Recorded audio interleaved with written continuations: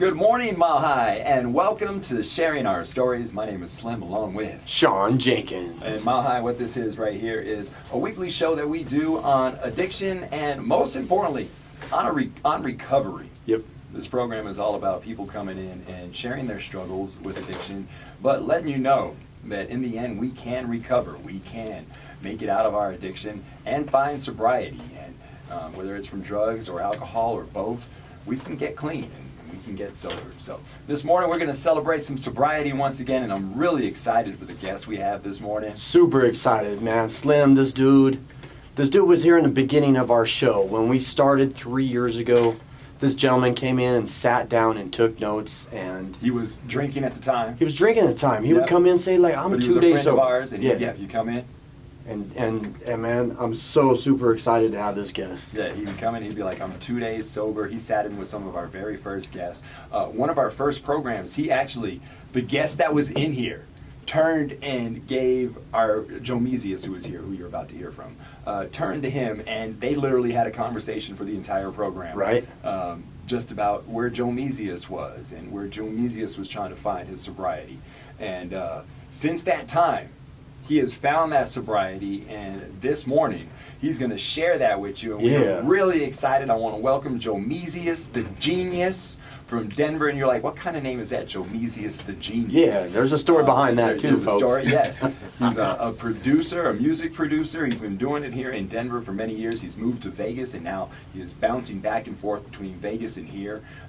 In my 20 years on the radio here in Colorado, way back in the day, he used to give me beats. He used to give me all kinds of music for my show, like 15 years ago. Like the 12 Days of Christmas. And that's more recently. We did things like that. But known this man for a long time, Jomeezius the genius. Thank you guys so much. Welcome. Thank you for being it. our guest this morning. I really just ate up 2 minutes of your time. It's all right, man. that was the one hell of an introduction, man. This 30 You did minutes perfect. flies by, man. It I flies by. understand. Jomeezius, we're going to turn this over to you. Before, though, I just want to say thank you for being here. Yes. It is. I haven't seen you in years because you moved to Vegas, and now I see you in front. You look different. It's amazing looking, I've been bro. following you on Facebook, so I already know, where you at. Where I'm at. Yeah, but lots has changed. You look beautiful, man. Thank you, man. You're looking like a star is shining. Thank you so Right. much. All right, Thank you. Let's turn this over to this man. This is his time. This is sharing our stories, and our guest this morning is Jomeezius the genius. Thank you from guys Denver, for Colorado. Thank you guys for the wonderful introduction, Slim and Sean. I have to thank you guys so much. Towards the end of my story, I definitely want people to know the trajectory that you guys helped my life go in. And for me to be here on this side of the microphone just blows my mind. Like, to be almost 3 years sober, I will be celebrating 3 years on Tuesday, and it's at 8 p.m. Yeah. 8 p.m. He's like, I know the time. Right? You guys showed me like the apps to get so I can follow. Right. And when I first came in, I kept having to hit reset. Like, oh my God, I did 24 hours. I can do this. Oh, I got 3 hours. I got 3 days this time. Right. You know what I'm saying? But eventually, November 10th, 2017 at 8 p.m., I took my last drink, and I've never looked back. I don't even have alcohol in my mouthwash. Like, I don't cook with it. I don't use the cooking wine. I don't do any of that. Like, if it has alcohol, I just don't do it. It's just too dangerous for me because of where I came from. Yeah. And where I came from, a lot of people don't know because I've never said these things in public. So, for all of you that don't know, my name is Jomeezius the Genius, and I'm known as a music producer. And I've had a lot of success, and during my times where I would say I started to reach some heights, I did experience the sex, drugs, and rock and roll phase in my life. But I started abusing alcohol before that, and it tore me to pieces. It almost killed me. I remember having the worst stomach pain I ever felt in my life. I forget what that is called, but it's like pancreatitis is what it was called. I got that. I got diabetes that I'm still recovering from the years of damage that I did to my body. So I do things like I'll fast, to rejuvenate my cells, to do things to cleanse me still, because the years that you abuse whatever drug it still takes a long time to still recover. You know what I'm saying? At least for me. So I'll just start from the beginning. I tried my first drink when I was about 12 years old. My dad, he was a heavy drinker. You know, he's still alive. He doesn't drink as much as he used to because he had to get like a double bypass because of smoking and drinking. You know what I'm saying? So he's on oxygen all the time. I see him, you know, often, but you know, he's an example of where I don't want to go. So he definitely is a deterrent for me to this day. But you know, I would be at home. I remember I was at home by myself. I faked sick this day, okay? And I was like in 7th grade, and my dad just has this place where he keeps all of these bottles. And I don't know what possessed me on this day, but it's called Abuelo, the liquor that I drank. It's like a Panamanian rum or like a Puerto Rican rum. And I had no idea what I was doing. I'm 12 years old, right? There's like fucking Morion or something like that. Montel Williams, Montel Jordan, or I forget, it's Montel Williams, yeah. Montel Jordan's the singer. But yeah, so I took the bottle and just started drinking it for no reason, just because I was curious. And I remember I just started to feel funny. I started stumbling around and stuff. I was like, this is weird. And you know what? There was only a few times after that, during like my teenage years, my really young teenage years, where I tried it. Like I hadn't become an addict at that time. It was just my first experiment. You know, and there was a couple times with like my friends, like just like doing dumb stuff, you know what I'm saying? Go to their house, like, oh, I got this bottle from my dad. I stole this bottle. Like, let's drink it. And they'd get like stomach poisoning, alcohol poisoning, you know, just stupid stuff. But for the most part, like during my high school career, I was on the water. You know, I was actually a very good kid. I was very into the arts. I was a choir boy. You know, I played football a little bit. But for the most part, I was into choir, singing, and you know, the girls, of course. I didn't really care about high school so much. Like, I graduated with like a 2.5 or something. Like, I just skated by because I was just so into my music already, doing talent shows and all this stuff. And I was always in the gym. I drank a gallon of water every day. I didn't cuss, I didn't smoke, none of that. So basically what happened, and I'm not gonna blame this all on her, but I did meet my ex-wife in high school in 10th grade. And the interesting thing about that is when I got with her, she showed me a different side of life that I didn't know. Like, our upbringings were completely different. Like, my parents are still married. Her parents, like, her dad has been in and out of prison, you know, her mom used to sell drugs, stuff like that. And they didn't like me because I was a good boy. So her family didn't like me, especially her mom. She gave me a really hard time. Like, she would call me and, like, harass me. Like, I'm like a 16, 17-year-old kid. And she's, like, calling my parents, telling them lies on me. I'm like, this is weird.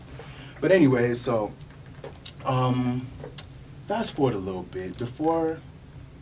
Right before I graduated, I remember my ex, who's now my ex-wife, telling me that she was, like, cheating on me with one of my friends. Like, she had cheated on me, like, maybe a year or two. It was like we were together like 3 years when she told me this. So it's like at some point during that 3 years, she was unfaithful. And for some reason, and I still don't understand it to this day, I did not take it very well, like at all. I didn't take it well. And it changed me because it just broke my heart. I never felt that kind of pain before because I really loved her. And I felt like she was going to be my wife. She's going to be the mother of my children, which she was. But, you know, I had that foresight at the time, but I didn't know how I was going to be affected by that heartbreak. So after that heartbreak, I was looking for something to alleviate my pain.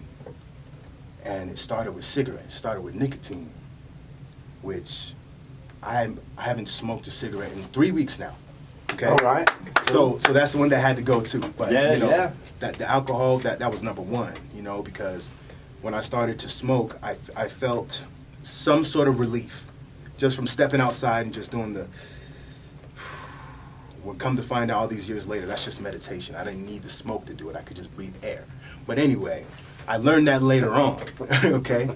Now, I just started to abuse the alcohol. I remember I had a job One of my first jobs, I moved out of my parents' house when I was 19. One of my first jobs was at this place called Top Gun Mortgage, and my boss was an alcoholic. So, like, I would go, he'd be in this, like, this back dark area, sitting by himself with bottles and bottles and bottles and bottles and bottles. I'm talking about 20, 30 bottles. He would have some of the employees sneak alcohol into the building for him.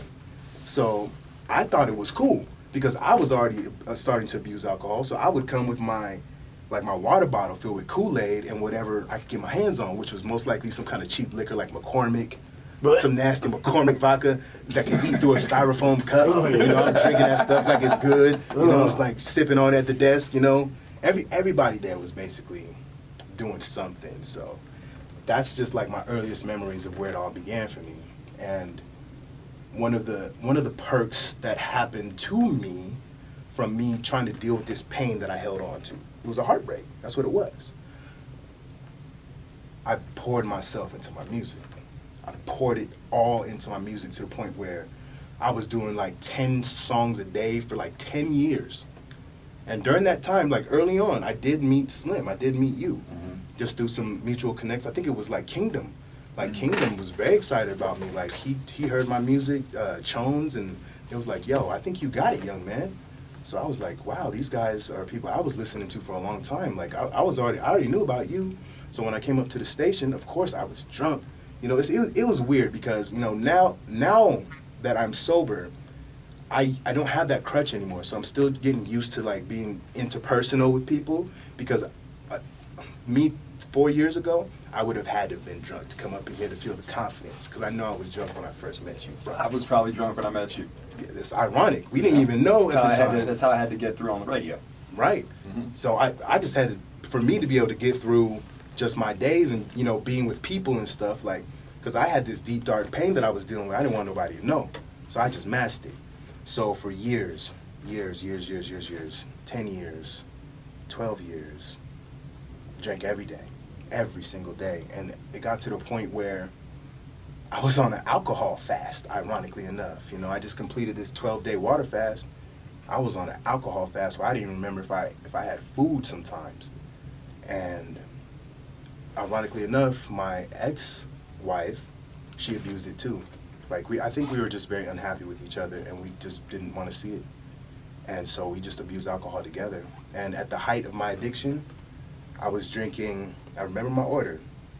I was drinking a minimum of 4 double shooters of Jim Beam Fire or Jim Beam Honey, and then 2 tall cans of either Steel Reserve and Limerita. That's minimum. That's what I had to have for breakfast. You know, I always tell myself, like, and other people too, like, one of the worst things you could hear in the liquor store is good morning. You know what I'm saying? Because I'm finishing the stuff. I'm up at like 5 or 6 in the morning, right? Finishing what I didn't drink from the night before from my 4th or 5th trip. And then I'm waiting up for the liquor store to open at 9. You know what I'm saying? And I'm friends with all the people there. They all know me. Of course, you always make friends with the people at the liquor store because you're there every day. Yeah. I'm homies with everybody. I know all of them. They, you know, sometimes I didn't even have any money. You know, they would give me liquor on credit because they know I was going to be back. It was that bad, you know. And there were some moments that I definitely want to be honest about that let me know that I was out of control. Because it wasn't even the fact that I was drinking like damn near a gallon of liquor a day. It was the times where I feel like alcohol is demon food. I feel like if you have inner demons that you try to mask, you think that you're masking it. You think that you're settling them down, but you're making them more powerful. They feed off of that. The stuff that you're holding in, the resentments, the anger, the frustration, and you drinking or smoking or whatever you're doing, and then it's just feeding them. And then they'll just come out randomly. They'll just be like, okay, I'm strong enough now, I'm gonna show my face. And that happened to me more than a few times, more times than I'm proud to admit. You know, I've been to jail.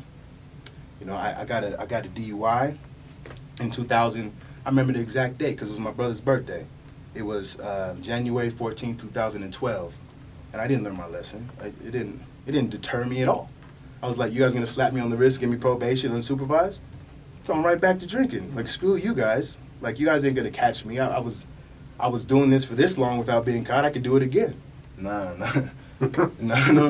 Eventually, it will catch up to you. I just want you guys to know that, whoever's listening, if you think that, you know, because of the fact you hadn't been caught yet, if you continue, I promise, and it'd be better if you got caught. Because if you don't, you could probably kill yourself or somebody else. Because I've known people that have done that. I know somebody who I went to high school with right now who is in prison for 10 years of his life for involuntary manslaughter, for driving downtown drunk and killing somebody who was riding a bike. You know, that one moment, that one mistake changed your whole life, changed other people's whole life. But when you're in the midst of that fog, you don't think about that. So another thing that was very eye-opening to me was my time in jail, where, you know, people kept asking me what I was doing in there because of my demeanor. They're like, you don't seem like the type of person that belongs in jail. Like, why are you here, young man? And I couldn't answer. I'm like, I don't really know. They're like, well, do you have an addiction? It's like, well, I drink a lot. They're like, you just got to stop drinking. And I noticed that a good majority of the people that I talked to in jail were addicts. It's like it's the new rehab. It's like that's where addicts go because they get into the trouble, you know what I'm saying, because they're not in their right mind. Mm-hmm. So it's all a bunch of addicts in there, you know, in some kind of recovery because we can't do nothing in there. People find ways, though, but I didn't find no way. You know, I was only in there 30 days, so I'm like, let me just do my time and get out of here. You know, it was torture to me, though. You know, I definitely learned some lessons there. But, you know, that still wasn't the eye-opening part. You know, I'm totally ashamed to admit this, but me and my ex-wife, we were very abusive to each other, verbally and physically, you know? And she's a small girl, so, like, the things that she would do to me, it didn't take as much of effect as the things I would do to her. You know, I remember probably towards the end of my addiction, one of my rock bottom moments is that, you know, alcohol will put you in places with people that you would never think that you would be around. For whatever reason, you're there just because you want to get fucked up, and they're just there to get fucked up. You know what I'm saying? So I just remember she like left the house with one of our mutual friends, and she told me like they were gonna go to Walmart, and like they left me there with like her friend's son, and that they were gonna be right back. And hours go by and they're not there. So I'm already knowing, like I was with her since we were high school. I already knew that she just went off on some kind of tangent because she needed to get drunk somewhere. So I found out she's at this club up the street. It's a cigar bar. I forget what it's called, like Flavor of Havana, if you know what I'm talking about. Yeah, so she was over there. I somehow found that out. Of course I'm drunk, she's drunk, but I drove my happy ass on over there to go pick her up. Okay, I in my pajamas, looking like a madman, walking through the door. She's sitting next to these two dudes. I'm like, hey, how you doing? I'm her husband. Let's go. Get your shit. Let's go. You know? And I'm livid. I'm just livid at this point because we've been through so much. You know, this was like towards the end of that relationship too. So we'd already been through the ups and downs, the fights and all that. So this was like years and years of all this building up. So, you know, I'm driving I don't think I've been this mad ever. And I just told her not to say nothing. And as soon as we get inside the house, we start arguing. And I remember, like, I was so mad, I started breaking shit. I, like, ripped off my shirt. I'm screaming at her. And I remember, like, now I know, but I didn't think of it at the time, but my kids were in the back room. You know, they're hearing this. And my son told me this recently. I'm like, you remember this? Because she brings it up because what happened was I was losing my mind so much that she got scared, and she tried to run out the front door, and I chased her, and I slammed the door so that she couldn't get out, but her hand was there. So when she took her hand out, it was all mangled. I thought I broke her whole thing was mangled, right? She's holding it like this. And I broke down in tears. I just started wailing. I was like, this is not me. What have I become? Who am I? I look in the mirror, I didn't recognize myself. I didn't recognize I was raised by good parents. You know, my parents were Panamanian immigrants, came here and made a great life for me and my little brother. Their great-grandparents, you know, I was raised really well. So I just didn't understand how I became that person. You know, ironically enough, when her family didn't like me when I was a good boy, I was accepted when I was doing all the shit that they were doing. Because that's normal for them, the domestic violence and the drugs and, you know, all that stuff. And eventually, you know, I felt too much pain. You know, I feel like pain is probably one of the greatest teachers that we have. You know, my wife says love. I agree about that as well. But pain. New wife. My new wife. New yes. wife. My new wife. Thank you for correcting me. Yes, I have since I've moved on with my life. You know, I've been so blessed with all the things that happened to me after I put down that bottle. Oh man, it's just like the moment I put it down, my life just fell back together, and the universe removed everything that didn't belong in my life, including my ex-wife, because she still lives that life. And the universe was like, "You're not gonna go that way anymore. You're just not." And I had to deal with that pain, and I dealt with the pain of all that stuff that happened. You know, I'm so ashamed that I was a person who used to be violent towards a woman. You know, people don't know that about me, and I'm not proud of that. But that is a part of who I used to be, and I was so blind that I could not see who I was. You know, I'm over here on the front side. I'm this big successful producer, right? Everybody see me. Oh, you're working with Tech Nine, or you're working with Snow the Product, or you're working with all these people, right? But you don't really know what goes on inside of somebody's soul, inside of their mind, what's really happening in their world, you know? But me living in my truth has been a wonderful thing for me, because I've been able to release all of those things, you know, like I remember coming in here and sitting down and taking notes, because I wanted desperately to find out how I could stop, because I just couldn't stop. And I remember I reached out to Slim, and he was just like, "Hey man, you know, I'm here, you know what I'm saying? I'm gonna start this show. Why don't you come in and sit in and just listen?" And it became my AA meeting. It became my meeting. That's what it was. I didn't have to talk. I had nothing to say. I was broken. I was so broken. I was stealing from my parents. I had no money. I was stealing from my dad. He had this big old change jar with just all these quarters. I would just go over there and take it so I can go get my fix. You know, this big successful producer, I fell all the way down. You know, so I was at my lowest, bottom. And I remember being at like a seedy motel, and there's all these people around I didn't know. Like these hookers and all these drugs, and I was just like, who are these people and who am I? Why am I here? Like, I got kids. My kids are back at the house and I'm here doing what? That was my moment. That was my moment. That was it. I remember that. You remember that? I told you that. Yeah. Okay. Yeah. That was my moment. So I remember I went home and I prayed so hard that I started to sweat. I was just like, "God, please take it from me. I don't know how to get rid of it. Take it from me, please." I begged. And then all of a sudden, these people started coming around. Sean Jenkins, Cindy, these beautiful people. The universe sent me these people, and I started to learn. And I started listening to like AA speakers on YouTube, and I started listening to their stories.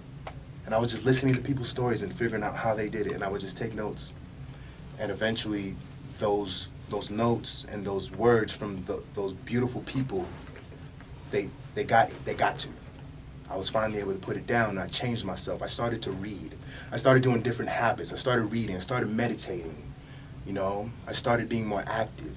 I started paying attention to what was going inside of my body, inside of my mind. I started to be more aware of what I was thinking, because one of the first things that I learned was from this guy named Kevin Trudeau, who did a phenomenal audiobook session called Your Wish is Your Command, where he's basically talking about the power of the mind, how it's just basically like a radio transmitter, that you can create and manifest anything that you want. If you think about it, of course, you can create it. So because of the fact that I was only thinking about alcohol, that's all I had. Mm-hmm. I didn't have no money. I didn't have nothing. All I wanted was alcohol. That's all my mind was. So it didn't matter if I had money or not. It would appear, because that's where my mind was. So I learned the power of where my mind was. So I'm like, all right, well, let me start thinking about different shit then. You know, let me start thinking about other things. Like, what do I want? You know, I want to get back into music. I want my passion for music, you know? And all of a sudden, I started getting these calls. People started magically appearing. You know, I made a strong, very, very strong and drastic decision to leave this place, because it was just too much of the energy was still here, and I needed to remove myself from it. I just needed to break free of it. So, ironically enough, I spent the first couple years of my sobriety in Las Vegas, Nevada, where at any moment in time, at any point, anywhere, any corner, I could have slipped up, and I didn't. I went through a divorce. I didn't touch this stuff, man. I was like, that pain of going through the divorce and you know, all of that stuff that I had to go through, you know, with having a broken family and all that, there's nothing compared to not being able to stop drinking. I couldn't stop drinking. There's nothing that compares to that. So that's always in my mind. And then on top of that, the beautiful things that happened to me afterwards, you know, like with my new life, my new wife, you know, all the beautiful things that are happening in my music career, all these people started calling, you know. I'm going to be hanging out with Stevie Stone tomorrow night. You know, he hit me up today. You know, he's got a show. Like, people just, I exude a different energy. Because even when, like, I was actively using, I still considered myself like a good person, but I couldn't see clear. My vision was askewed. So now I can hear things better. I'm more aware of what I'm doing, what I'm thinking, the type of people I'm encountering, you know, the things that I want for my life. And I've been able to, you know, make more of a focal point of the things that I want. You know what I'm saying? And I've been living in my truth. That's the main thing, you know. That's why I was finally ready to come up here, because you guys have asked me for a while. A few years. I just couldn't do it. Just to try to think about accepting who I used to be it was a process I was still going through, and I'm still healing. And this is a part of my healing process, you know. Like I just got through that fast. That was for healing, you know, to heal my body, to heal my soul, heal my mind, because I still have to heal, you know. And it's gonna be a probably forever process, and I don't mind, because it's been a beautiful process. And I see that things, they come back full circle. You know, from me being in that corner over there, taking notes, scared because I'm like, I'm killing myself. I think I'm going to die because I can't stop, to now being 3 years sober with these gentlemen that I've watched on their sobriety journey, on their recovery, who helped me. You know, being here is just so mind-blowing. And I'm beyond grateful for where my life is and where it's gone. And even the bad experiences that I had to have. Mm-hmm. You know, I had to have those. I needed to learn. You know, there's so much more that's happening for me that I feel like the universe needed me to know ways that not to go. You know what I'm saying? Even if the universe wanted to make me a billionaire, never as an alcoholic, I would have killed myself. I would have drowned. You know what I'm saying? There was no way that the level of success that I've wanted in my world was going to fully come into fruition with me thinking the way that I was, because I wouldn't have made it. I wouldn't have been here today. And that's fact, you know? So, again, I just want to say thank you, Slim. Thank you, Sean. You guys truly helped save my life. And I know I told you guys that before, but you guys say it was me. Yeah, I had to make the choice. That's right. But when I was drowning, I was drowning.